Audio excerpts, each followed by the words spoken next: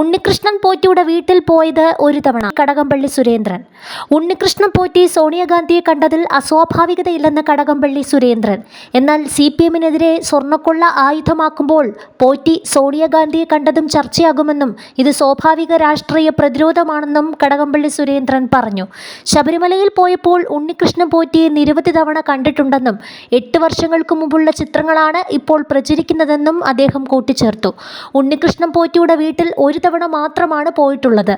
അതിൽ കൂടുതൽ തവണ പോയിട്ടുണ്ടെങ്കിൽ സമ്മതിക്കുന്നതിൽ പ്രയാസമില്ല, കടകംപള്ളി സുരേന്ദ്രൻ പറഞ്ഞു. പോറ്റിയുടെ വീട്ടിൽ പോയത് കുട്ടിയുടെ ചടങ്ങിനല്ലെന്നും പോറ്റിയുടെ പിതാവിന്റെ ചടങ്ങുമായി ബന്ധപ്പെട്ടാണെന്നും കടകംപള്ളി സുരേന്ദ്രൻ വ്യക്തമാക്കി. കടകംപള്ളിയും രാജു എബ്രഹാമും പോറ്റിയുടെ പിതാവിന് സമ്മാനം കൊടുക്കുന്ന ചിത്രം പുറത്തു വന്നിരുന്നു.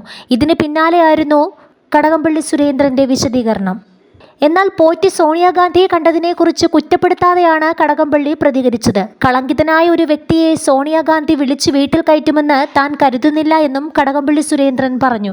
എന്നാൽ നിയമസഭയിൽ പോറ്റി സോണിയാഗാന്ധി ബന്ധം ഭരണപക്ഷം ശക്തമായി ഉന്നയിച്ചതോടെ കടകംപള്ളി തിരുത്തി. താൻ പറഞ്ഞത് മാധ്യമങ്ങൾ വളച്ചൊടിക്കുകയാണെന്ന് കടകംപള്ളി സുരേന്ദ്രൻ പറഞ്ഞു.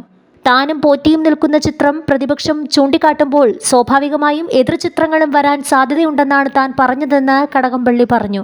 സ്വർണ്ണക്കൊള്ളയിൽ പ്രതിഷേധം സ്വാഭാവികമാണ്, പ്രതിഷേധിക്കൽ പ്രതിപക്ഷ ധർമ്മമാണെന്നും കടകംപള്ളി പറഞ്ഞു.